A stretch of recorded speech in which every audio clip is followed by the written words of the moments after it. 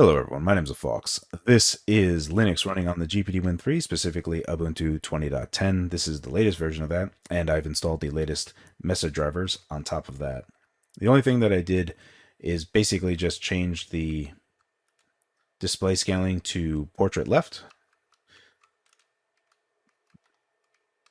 Go here to take a look at that. So you can see right there that I've made it go portrait left. Additionally, I've done fractional scaling. I really just prefer this, especially with how it treats everything and its awareness of the screen size. It kind of formats everything in a nice way without having to tweak anything. So I'm a big fan of that.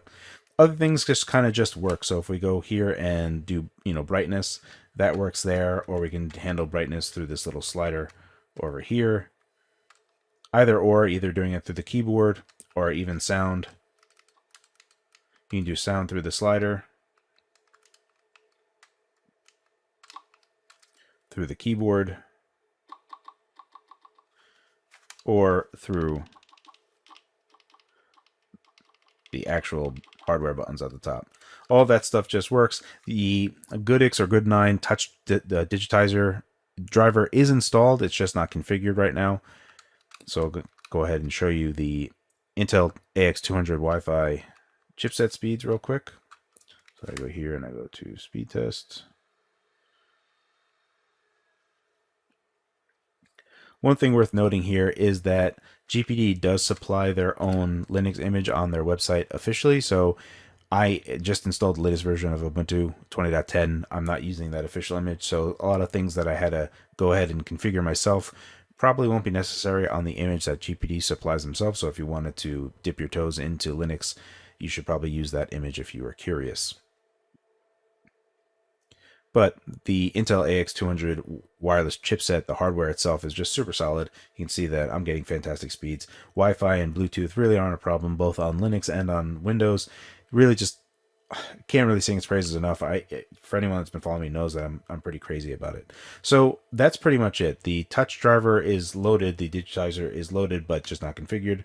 The fingerprint sensor, I don't have the driver installed at all, but again, GPD probably has that installed in their particular image and something that's ready to go and already rotated for you. The only thing other that is worth mentioning here is by default it does load X11. Now X11 will have some vertical screen tearing. You can see it happening right there. Get a little closer. You can see it with the contrasty black-white.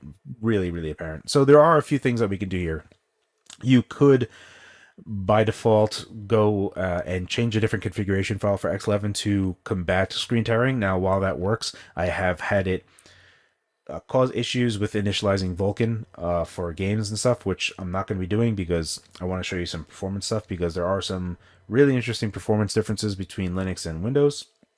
Additionally, you can log into Wayland. I've already logged into Wayland, but Vulkan runs with Wayland and does have better screen tearing in terms of less screen tearing, but the underlying issue is that there's a weird stuttering issue that is very apparent. So I'm not going to be running in Wayland. Instead, I'm going to be running off of X11 and with the latest Mesa Vulkan drivers. Actually, before I go into Steam, let me go ahead and show you which version of Mesa I am running. All right, just so you can see right there, it is Mesa 21.2.0-devel development drivers. These are the latest ones that I have today.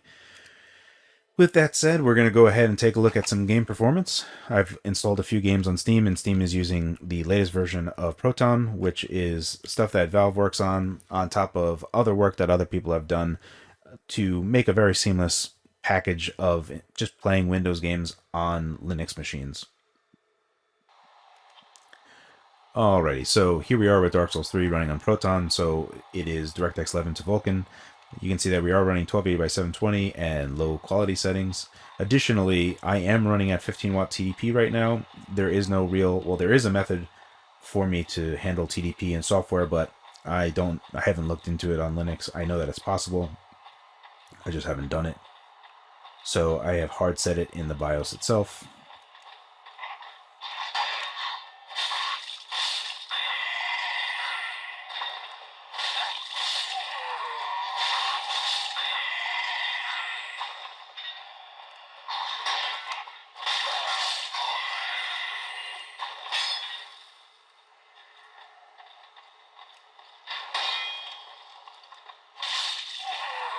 And you can see a little bit of some graphic issues happening right there.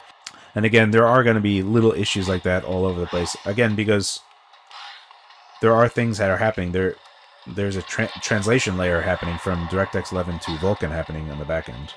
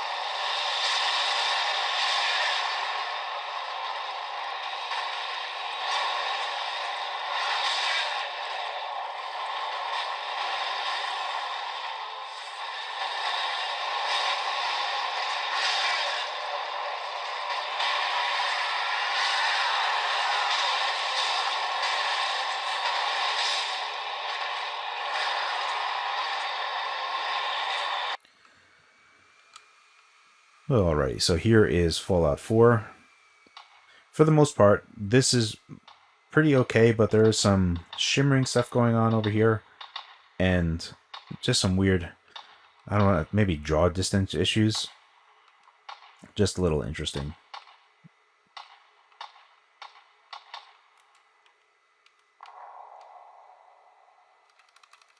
Let me shoot this guy in the back of the head.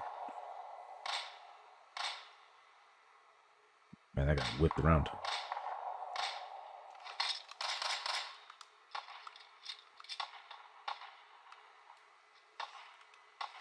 Oh, I'm gonna die.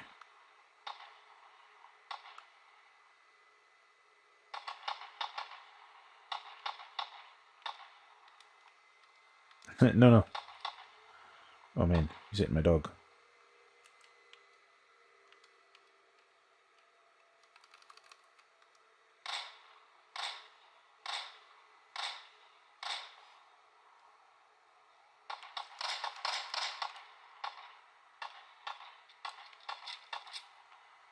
Who else is firing?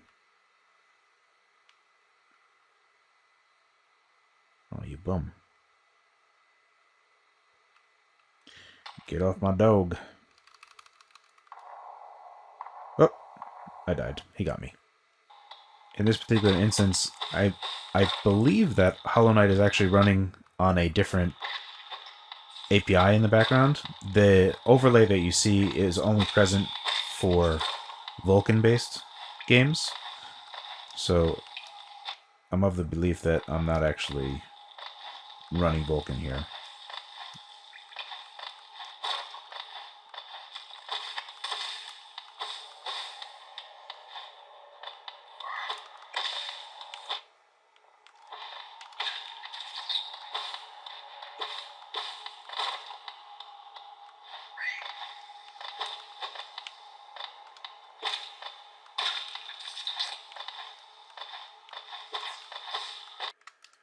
For Dolphin, I am running Vulkan as the backend. I am running synchronous Uber shaders, and I do compile shaders before starting. The synchronous part of it is actually a pretty big step, and perhaps is one thing that I should be doing on the Windows build as well. But it is something that requires a fairly powerful machine. I am doing 2 times native resolution. So this is the part that's kind of interesting. Anytime that you load up the mini map, this part often produces stutters when it actually, builds the shader list for it. But in here, it's kind of just immediate with no particular issue whatsoever. Additionally, just going into the morph ball, there is no issue either. Overall, it's a pretty seamless kind of stutterless playing session. It's actually really, really nice. Outside of the screen tearing issue that you see.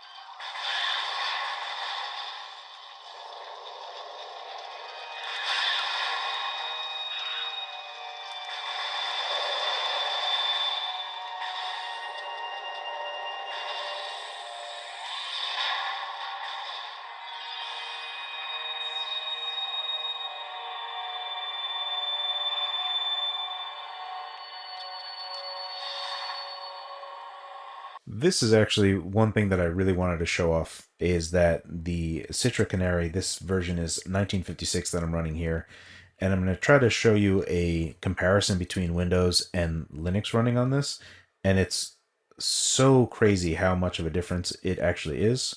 I'll go ahead and load a state that I actually already had.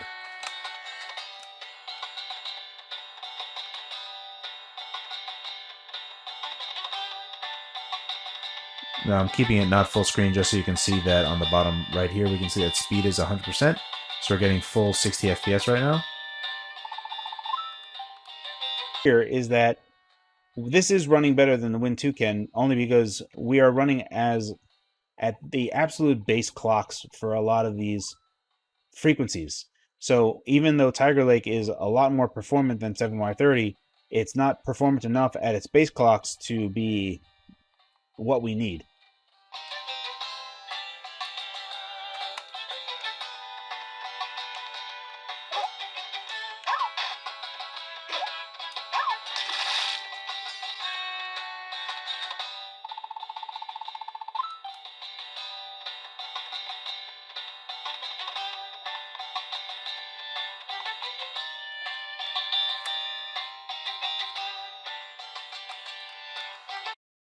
Anywho, so that's just a very brief look at Linux running on the GPD Win 3. For some instances, especially for running 3DS emulation, Citra runs really, really well, showing the ginormous difference between the OpenGL implementation on Linux with Mesa versus Intel's implementation of OpenGL on Windows. It is so stark of a difference. Now, if you take a look at my previous video, you can see that we were basically using just base clocks on OpenGL and Windows. For whatever reason, it won't go up above base clocks. We can obviously use more power, but on Windows, it just won't do it. This largely seems to be an OpenGL issue, specifically with Citra. So that is kind of a contained issue, but seeing that it works just fine within Linux seems to be that it's fixable. So hopefully I have heard through the grapevine that Intel is looking to get Mesa OpenGL backported or forward ported or however that's going to work so that the OpenGL implementation that Mesa has will be on Windows as well.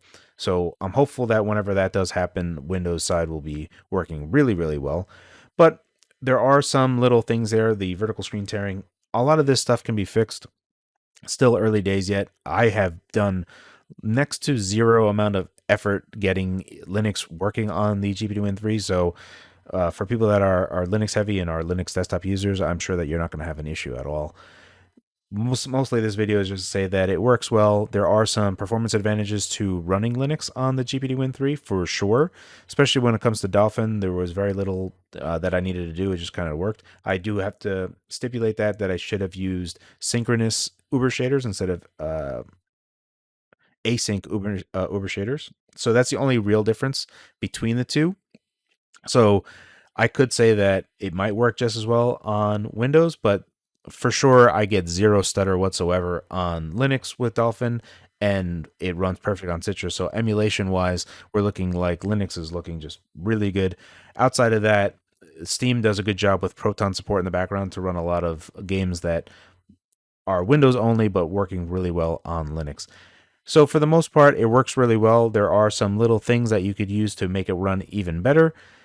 So far, it's looking really good. This has been my look at Linux on the GPD Win 3. As always, guys, thank you for your time, and thanks for watching.